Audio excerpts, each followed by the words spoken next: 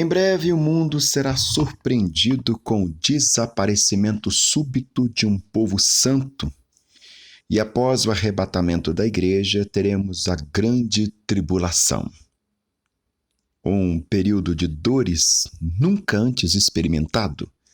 Não sabemos o dia que se dará o arrebatamento da igreja, mas Deus sempre avisa antecipadamente ao seu povo a respeito dos grandes feitos, e em relação à volta de Jesus, não é diferente. Amós, capítulo 3, verso 7. Jesus falou a respeito dos sinais, sofrimentos e calamidades que vão acontecer antes do arrebatamento. O mestre comparou as tribulações às contrações que são sentidas pelas mulheres antes do nascimento de uma criança. Jesus disse que seria o princípio das dores. O Salvador alertou aos homens para que observem os sinais que antecedem a sua segunda vinda. Alguns dos sinais são catástrofes da natureza, sofrimento, o surgimento de falsos cristos, falsos profetas, guerra, fome, pestes, etc. Estamos vivendo os momentos cruciais da história humana e a igreja não pode ficar indiferente. É, pois, momento de despertar, fazer escolhas corretas, pois o tempo do fim se aproxima. É com esse comentário que nós abrimos a segunda lição da Escola Bíblica Dominical Jovens, Sinais da Segunda Vinda de Cristo, que traz por título a temática do texto áureo. Filhinhos, é já a última hora, e como ouvistes que veio o anticristo, também agora muitos se têm feito anticristos, por onde conhecemos que é já a última hora. 1 João capítulo 2, verso 8. A síntese dessa lição: ninguém sabe o dia em que se dará o arrebatamento da igreja. Esse dia não pode ser marcado, mas há consideráveis sinais que mostram a proximidade do dia do Senhor. Lição 2. Sinais da segunda vinda de Cristo. Estou muito curioso, porque essa lista de coisas aqui sempre aconteceram se você observar a linha da história, né? O Salvador alertou para alguns sinais da sua vinda. Quais que seriam os sinais? Catástrofe, né? As catástrofes da natureza, surgimento de falsos cristos, falsos profetas, guerras, fomes, pestes, tudo isso sempre aconteceu. Em nenhum momento da história, sobretudo pós-advento de Jesus Cristo, o mundo se esquivou dessas coisas. Não é interessante? Não tem nenhuma novidade. Sempre aconteceu todas essas coisas. Irmão Daniel, você está dizendo que você não acredita na volta de Jesus? Não. Não foi isso que eu disse. Eu acredito na volta de Jesus. Eu sou cristão. Eu sou da Assembleia de Deus. Confesso Jesus Cristo. Eu espero o arrebatamento. Sou crente, sim, na parousia. Mas é necessário nós entendermos o que de fato é sinal da volta de Jesus. Porque essa é a proposta da segunda lição. Entrar por subjetivismos, né, para subjetivismos, dispensa a necessidade de uma lição. É tão equivocado quanto trabalharmos datas ou datar a volta de Jesus. É tão desnecessário quanto. Mas vamos ver o que o nosso autor vai falar. Eu estou gostando muito dessa provocação, dessa lição. O texto bíblico da lição está em Mateus capítulo 24, verso 1 ao 14, que é um texto apocalíptico. Vou deixar para vocês indicação de livros de apocalíptica e também de uma playlist onde eu comento todo o Apocalipse aqui para vocês, disponibilizado para vocês dedilhar à vontade. Vamos comentar o Apocalipse inteiro de versículo a versículo, inclusive a introdução de como que se estuda ou como que se lê um texto apocalíptico. O autor trabalha a nossa lição em pelo menos 3 pontos distintos. Os sinais da volta de Cristo, que é a temática da lição, mais sinais da volta de Jesus, e o terceiro, a respeito da vigilância, é a temática do nosso autor. Aqui no primeiro tópico, o autor vai trabalhar as catástrofes naturais, aumento da rebelião e conflitos e aumento da maldade e dos conflitos. Vamos lá? Não se esqueça de se inscrever em nosso canal, vai nos abençoar muito. E quando você curte, o YouTube entende que o vídeo é relevante e assim você nos ajuda a evangelizar. Muito obrigado. Os desastres naturais foram profetizados por Jesus no sermão profético de Mateus, capítulo 24, como um dos sinais dos últimos dias. O sol escurecerá, a lua não dará sua luz, as potências do céu serão abaladas, terremotos em vários lugares, fomes, pestes. Mateus 24, versos 7, 29 e 30. Já podemos ver esses sinais se cumprindo. Estejamos vigilantes. Esses sinais estão se cumprindo? Sério? Onde que o sol está escurecendo? Tem fome, tem peste, tem terremoto. Potências dos céus serão abaladas. No capítulo 24 de Mateus, vemos que Jesus, ao falar a respeito do fim, cita os dias da geração de Noé. Mateus 24, 37. Naqueles dias, as pessoas estarão despercebidas, vivendo dias como se não houvesse o aclamado dia do juízo.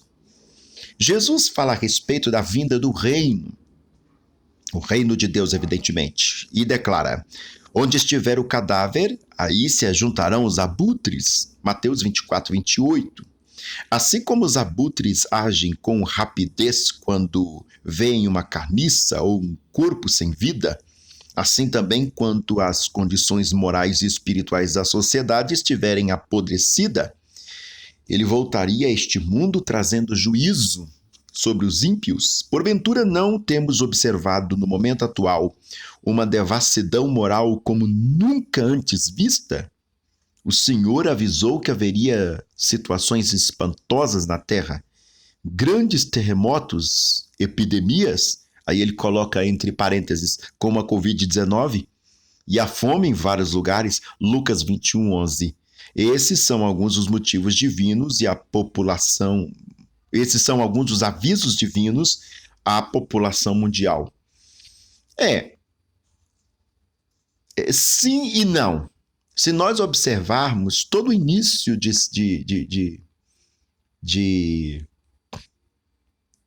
todo início de século tem uma grande pandemia. No século passado teve a gripe espanhola, ou peste negra, sei lá, alguma coisa assim. Eu não sou um expert em história do mundo, mas o pouco que nós já estudamos do mundo, peste sempre teve, pandemia sempre teve. Nós não estamos vivendo a última pandemia, apesar de nós estarmos um pouco desapercebidos, a nossa geração achar que não ia viver outra, fomos surpreendidos. Tem sim um comentário, né, em toda a sociedade a respeito de uma grande doença chamada doença X, né, e se acha que é a doença X o coronavírus, mas honestamente, irmãos, eu não me convenço que estas coisas são sinais da vinda de Jesus, uma vez que essas coisas sempre aconteceram. Sempre houve fome. Eu moro em Minas Gerais, o Vale do Jequitinhonha tem uma fome que dá dó. Né? A região aqui de Minas ali que vai subindo, né, em direção à Bahia, que é o Vale do Jequitinhonha, é uma pobreza que você não tem noção que coisa que é aquilo ali. Né? Igrejas fazem caravanas, levantam caminhões. Eu já vi caminhões de doação e não conseguem resolver qual o problema daquela região. Uma vez que o estado de Minas Gerais é um estado muito rico, né? Inclusive, o nome de Minas Gerais se dá por causa das suas reservas naturais. Minas Gerais, tem tudo aqui. Então, isso aqui para mim, me perdoe, não é suficiente para marcar a volta de Jesus. Isso aqui para mim não tem nada de novo. Tudo que está acontecendo já aconteceu e está acontecendo desde a época. Tem uma palavra de Paulo, né, que ele vai dizer, olha, filhinhos, aqui, ó, 1 João 2,18, o texto áureo vai dizer: filhinhos, já é a última hora, e como ouviste que vem o anticristo, também agora muito se tem feito anticristos, por onde conhecemos que já é a última hora. Isso foi falado por João. Isso está no texto da carta de 1 João, capítulo 2, verso 18. É o textuário da lição. Ou seja, falar que agora é a volta de Jesus é tão doido, me perdoe a expressão, mas eu não consigo achar outra, de quanto essas pessoas que a gente vê por aí, onde marcam a data da vinda de Jesus. Datar a vinda de Jesus para agora é insano, porque tudo que está acontecendo sempre aconteceu. Não tem nada de novo.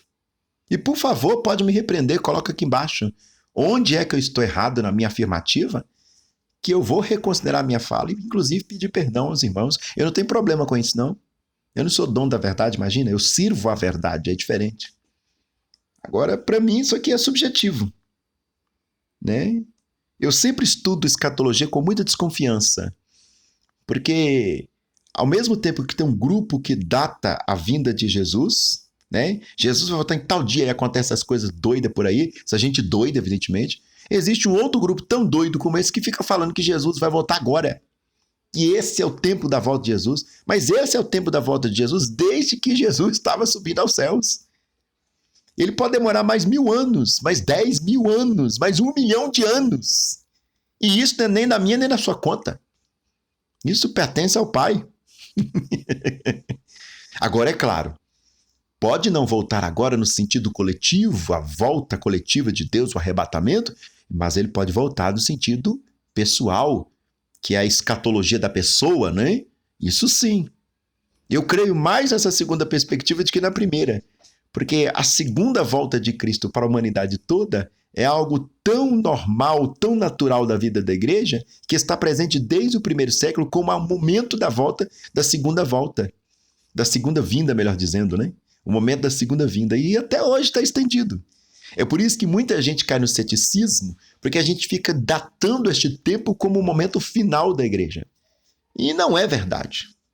Não é verdade. Pode ser, como igualmente pode não ser. Como ele pode demorar mais 2.000 anos. Isso não é da minha conta, nem da sua conta, não é conta de ninguém. A volta não é institucional, a volta pertence ao Pai. É o Pai que ordena e o Filho volta. Vamos ver lá. Jesus mencionou também a respeito do rompimento da paz ao falar a respeito de guerras, rumores de guerra, nação contra nação, reino contra reino. Mateus 24, do 6 ao 7. Não tem nada de novo, porque isso sempre aconteceu. Desde que o mundo é mundo, o homem peleja contra si mesmo. Desde Abel e Caim. O princípio de dores seria marcado por um crescente processo de rebelião e conflito de todas as ordens. Segundo os historiadores, nós tivemos momentos muito mais conflituosos do que agora, sobretudo em tempos medievais. Os conflitos eram muito mais acirrados do que os momentos que nós estamos vivendo agora.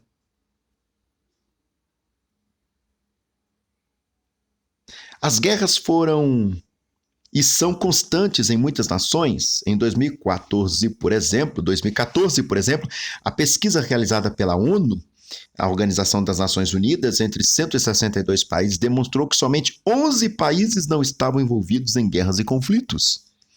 Atualmente, com o aumento do ódio, da maldade, da rebelião, temos visto também guerras e conflitos não somente entre as nações, mas no meio das famílias. No meio das famílias e no meio das igrejas. É a igreja evangélica degladiando contra a igreja evangélica, é uma coisa esquisitíssima. Será que seriam estes, né, tribos que a Bíblia está se referindo? Tribos no meio de um reino? Tem assembleias degladiando contra assembleias. Aqui em Minas Gerais nós temos uma cidade, eu não vou especificar o nome, onde nós temos 2 Assembleias de Deus, as 2 ligadas à CGADB, né? Porque geralmente a clássica briga entre CGADB e Madureira, né? Mas aqui em Minas Gerais nós temos uma cidade onde tem 2 Assembleias de Deus, as 2 ligadas à CGADB, e elas se degladiam. Pensa numa coisa de doido dessa. Vê se isso não é obra da carne, porfia, dissensão. E fica todo mundo caladinho. Mas um degladiando o outro. Um dos irmãos de cá demonizando os irmãos da igreja de lá. Mas é tudo Assembleia de Deus. Da mesma CGADB.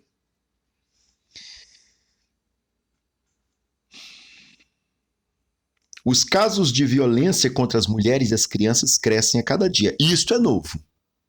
Ou pelo menos a denúncia desses casos é novo.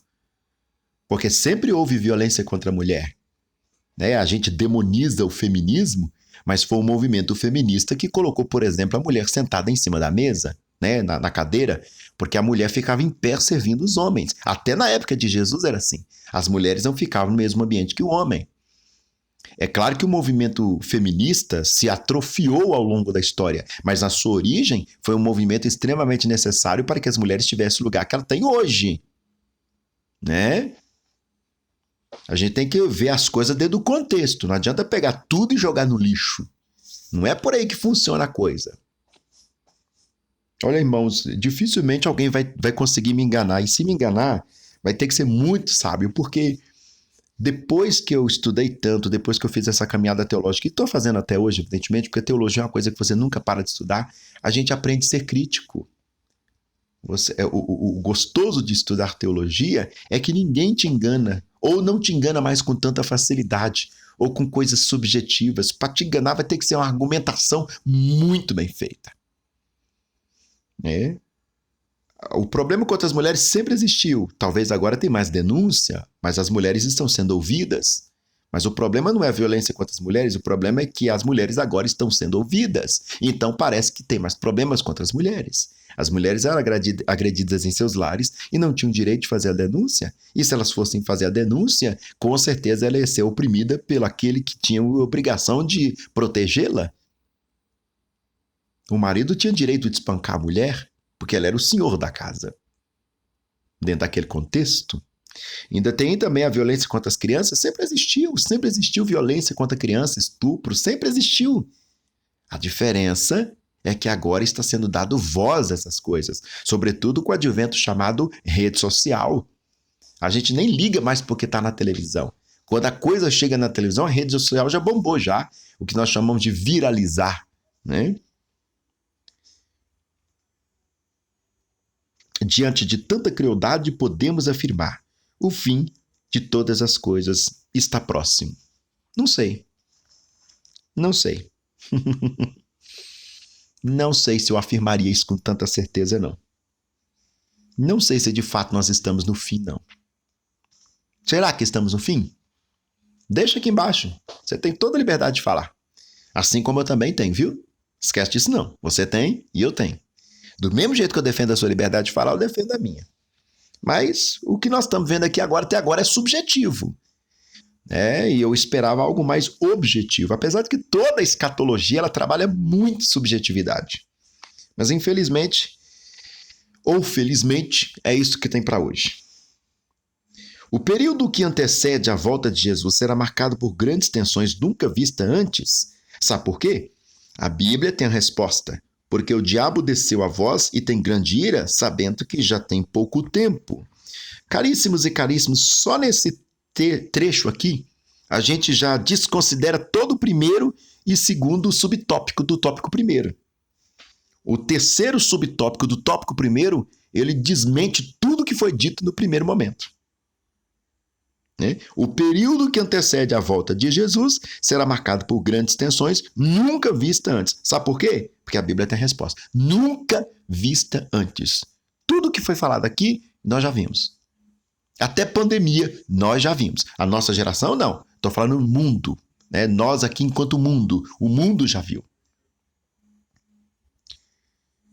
Por isso, Jesus previu o aumento de ações diabólicas com o aparecimento de falsos cristos e falsos profetas.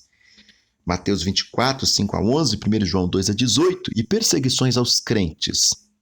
Sempre teve falsos cristos, sempre teve falsos profetas, sempre teve perseguição aos crentes. Irmão Daniel, mas agora está maior ainda. É sério? Agora está maior do que na época romana, onde se colocava os cristãos na arena para ser comidos por leões? É sério? Tem alguém aí sendo comido por leão, por acaso? Então não está aumentando. Atualmente temos visto o avanço da igreja, mas também o aumento das atividades satânicas na Terra. Os grupos de satanistas têm aumentado em muitas partes do mundo. Não diria que o grupo tem aumentado. Eu diria que as pessoas estão se mostrando mais. Quebrou-se um padrão daquilo que era entendido como normal. E as pessoas estão se mostrando. As pessoas estão se revelando mais. Tudo isso sempre existiu, mas no oculto. Mas agora as pessoas ganham voz com a chamada democracia. As pessoas acham-se no direito de mostrar quem ela é. Em diversas religiões do Brasil, pessoas, por exemplo, né, não afirmavam ser de determinada religião, hoje afirmam livremente. Livremente. Nos Estados Unidos, há a diminuição gradativa do número daqueles que creem em Deus. É exatamente o contrário do que dizem os sociólogos. É exatamente o contrário do que dizem os sociólogos. A igreja está em amplo crescimento e o evangelicalismo nos Estados Unidos está em plena expansão. É exatamente o que diz o contrário, né? E no continente europeu, a sociedade mergulhou no obscuro abismo de relativismo ético-moral e do materialismo. Sim, de um ponto de vista onde as pessoas ganham voz, e não do ponto de vista enquanto a igreja está diminuindo. Não, a igreja não está diminuindo, a igreja está crescendo.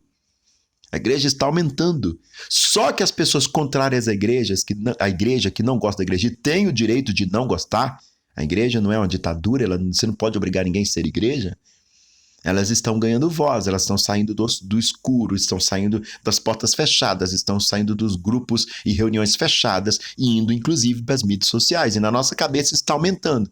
Mas não está aumentando o número de pessoas que têm esse tipo de comportamento, está aumentando o número de pessoas que têm coragem de confessar esse tipo de comportamento.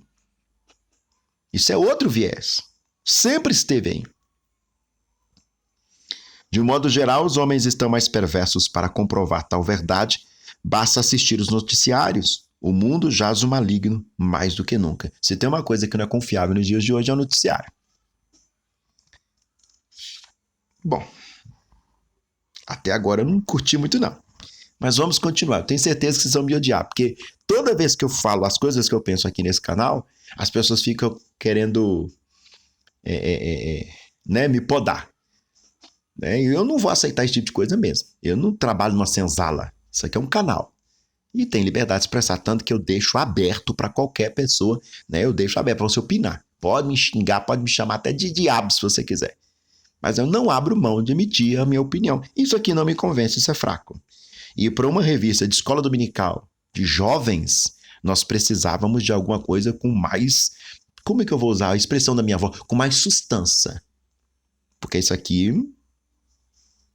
não convence mais, não. Talvez esse período aqui, dessa primeira eleição, convenceria os jovens do século XX. Lá no ano de 1999, 95, 89. Mas nós do século XXI, que fomos para faculdades, que temos noção de filosofia, sei não. É por isso que naquele texto lá, também editado pelo CPAD, o Cristão e Universidade, o autor coloca que um número exagerado de crentes que vão para a universidade abandonam a fé. Porque dentro da fé nós estamos evangelizados a partir de coisas subjetivas. E a subjetividade, ela não sustenta nada, evidentemente. Claro que não. Segundo tópico. O autor trabalha pelo menos 3 tópicos aqui dentro do segundo tópico. 3 pontos. Sofrimento e martírio dos cristãos, os falsos profetas e o esfriamento do amor. Talvez nesse esfriamento do amor eu vá concordar sim. Jesus alertou os apóstolos e discípulos sobre um momento de muito sofrimento e martírio, pois eles ainda não tinham padecido pela fé em Cristo, mas haveria um tempo em que teria de enfrentar tormentos, prisões, mortes, e além de serem odiados por todos. O tempo passou e os discípulos de Jesus continuam sofrendo perseguições. Tomemos como exemplo o que vem acontecendo com os cristãos do Oriente Médio. Em 2010, os cristãos eram cerca de 13,6% da população, mas alguns anos atrás desse percentual caiu para 4,3%. Essa queda se deve a uma ferrenha perseguição religiosa. Isso aqui vai exatamente no contraponto do que sempre diz nas nossas igrejas. Quanto mais a igreja é perseguida, mais ela cresce. Exatamente na contramão. Há pessoas, inclusive, desde criança que eu ouço, a igreja precisa de uma perseguição, que aí ela vai crescer. No momento de perseguição, na era da apostolicidade da igreja, foi o momento que a igreja mais cresceu. E por que agora? Por causa de uma perseguição, a igreja caiu de 13,6 no Oriente Médio para 4,3. Será que é perseguição ou é ausência missionária? Ausência de vocação missionária, visão missionária. É fácil colocar o problema na perseguição. Mas quanto mais perseguiu a igreja apostólica, a igreja primitiva, mais ela cresceu. Perseguição não faz a igreja diminuir. Essa tese não tem fundamento. Eu esperava um pouco mais dessa lição, uma vez que o tema é muito provocante. Eu conheço um monte de igrejas que abriram mão de dar a lição dos adultos, que vai trabalhar o apóstolo Paulo, para trabalhar com todos a lição dos jovens, para toda a classe de adultos, por causa da temática escatológica. Até agora eu acho que eles vão começar a se arrepender dessa escolha, porque a lição de Paulo está brilhante. Muitos têm sido mortos, atormentados, expulsos de seus lares ou forçados a negar a fé. Contudo, a perseguição religiosa aos cristãos não está restrita ao Oriente Médio? Claro que não. Na China, a igreja só cresce. E a perseguição lá não é brincadeira. Pois, segundo dados de algumas agências de notícia, no ano de 2013, 100 mil cristãos foram mortos por causa da fé em diferentes partes do mundo. Em que agências são essas? De onde vem esses fatos? Não tem uma nota explicando de onde que se tirou essa informação. Né? Que agência é essa? De onde que esse povo tirou esse número de cristãos, 100 mil cristãos? Como é que faz essa conta? Gente, uma escola bíblica para jovens não pode cair no subjetivismo. Jovem não engole qualquer coisa. E eu posso dizer isso com muita tranquilidade porque eu ainda me sinto muito jovem. Apesar de eu já ter 40 anos, eu ainda me sinto muito jovem. E a mentalidade pós-moderna não aceita porque sim, porque não. Você tem que fundamentar as suas teses. No ano de 2018, a morte de cristãos por perseguição religiosa aumentou 40% no mundo, e em 2020, 350 milhões de cristãos foram perseguidos em diferentes continentes. Sério? Mas a gente é perseguido até dentro da igreja da gente. Que dado mais subjetivo é esse? Pelo amor de Jesus Cristo. Ai, meu Deus, vou me calar. Jesus alertou que nos últimos dias haveria um surgimento de falsos profetas. Isso surgiu mesmo, mas sempre surgiu, né, gente? Desde a história da igreja, lá em Agostinho, Atanásio, Eusébio, aquela turma toda sempre viram falsos profetas, gente dizendo em nome de Jesus, até que teve a questão lá da apologética, tem todo aquele fato. Hoje também está surgindo, os falsos profetas ganham muito destaque, porque geralmente os falsos profetas gostam de igrejas grandes, gostam de mídia, gostam de rede social, gostam de muita coisa e enganam muita gente boa que gosta de ser enganada. Mas numa época onde as pessoas têm tanto acesso à informação, o mínimo que se devia ter é um pouco de precaução quanto a essas coisas. Né? Agora tem gente que gosta de ser enganada e aí é complicado, né? Durante a história, muitos deles se levantaram, mas sem dúvida esse número tem aumentado significativamente na atualidade. Eu acho que eles não têm aumentado.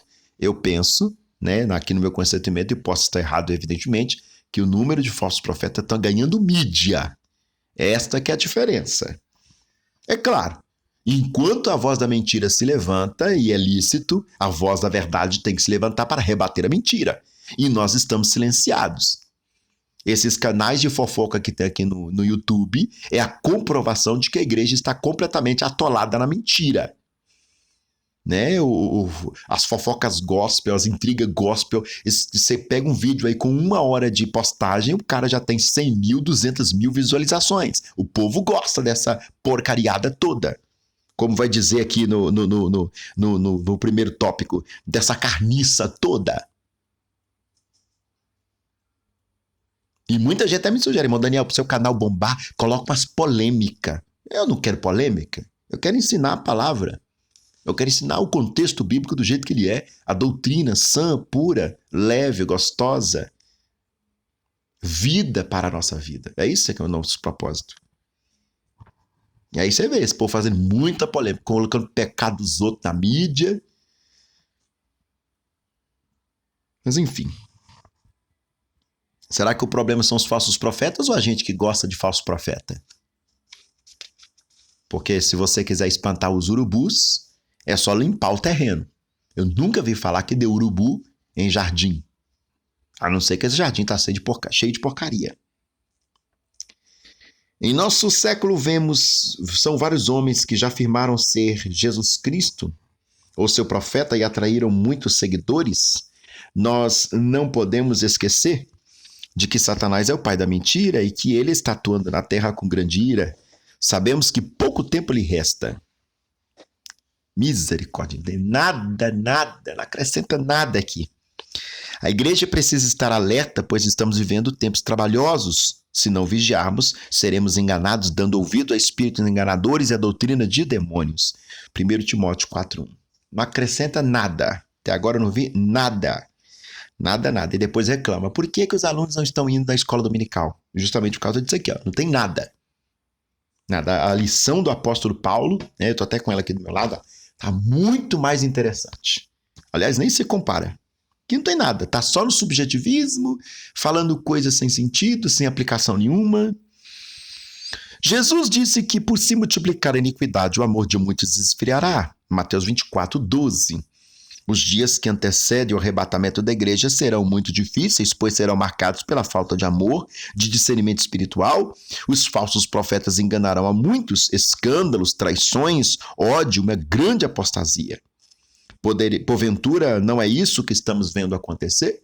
Porventura, não é isso que sempre aconteceu? Não seria Lutero um dos que teria maior autoridade para dizer que o tempo que ele estava era o tempo da volta de Jesus? E Jesus não voltou naquele momento. Não estou dizendo aqui que Jesus não vai voltar, gente. Pelo contrário. Eu estou dizendo aqui que não é saudável marcar data da volta de Jesus. Seja num dia específico ou seja num tempo específico. Se Jesus está voltando, nós não sabemos. Nós esperamos a volta do Senhor como a noiva ama o noivo e anseia pela sua chegada. Mas datar a volta de Jesus, isso é descabido. Os homens estão vivendo uma rebelião contra o Altíssimo, em profundo desamor, fazendo a vontade da carne e dos seus próprios pensamentos, mas isso a gente está vendo em nossos próprios púlpitos. Todos estão preocupados, mas com a questão financeira, com a questão de evangelização, o esvaziamento das nossas igrejas é uma coisa assustadora, justamente por questões morais em cima do altar. E nada disso foi colocado aqui. O problema não é a sujeira que sempre esteve no mundo, o problema é quando essa sujeira entra para dentro da igreja e a igreja começa a imitar o mundo. Muitos crentes estão vivendo segundo os prazeres deste mundo.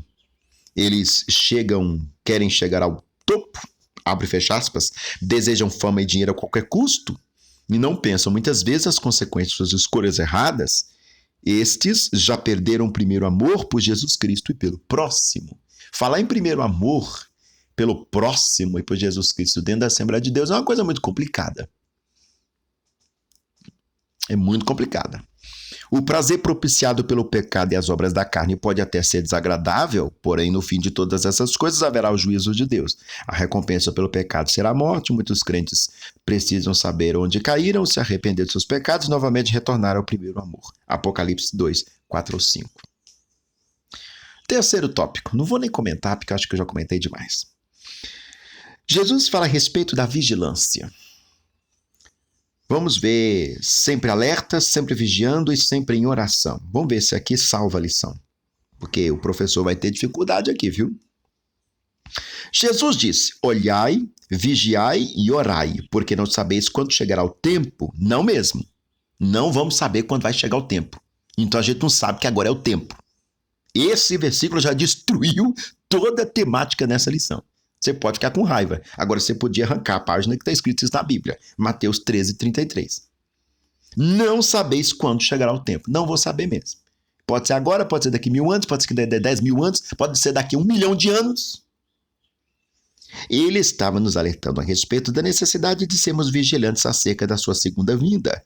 A primeira ação mencionada no contexto de Marcos 13, 33 é olhar, blepo, que significa perceber, estar sobre aviso. Isso é interessante. Estar sobre aviso. Jesus está voltando. Está quando? Este é o tempo. Não sei. Se esse é o tempo, eu não sei. Mas que ele está voltando, tá. E está por quê? Porque eu espero que ele volte. É um anseio da igreja. Assim como a esposa fica esperando o marido chegar em casa. Que hora que ele vai chegar? Não sei, mas que ele vai chegar, vai. Muitos estão dormindo o sono da indiferença. Temos que reconhecer que é tempo de sairmos do marasmo da fé e nos voltarmos para os pés do Senhor em oração e vigilância. Sim, concordo absolutamente. Se tem uma coisa que nós abandonamos foi a oração. Sobretudo a oração em secreto.